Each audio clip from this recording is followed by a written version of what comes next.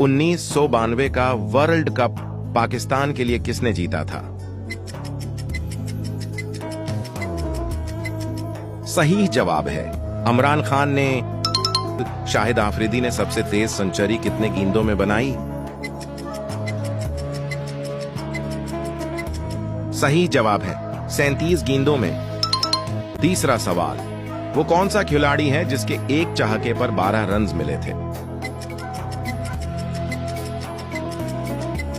सही जवाब है शाहिद आफरीदी।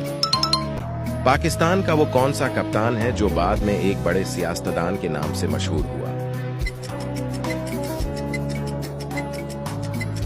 सही जवाब है इमरान खान। वो कौन सी टीम थी जिसके खिलाफ शाहिद आफरीदी जोश और जज्बे के साथ खेलते थे?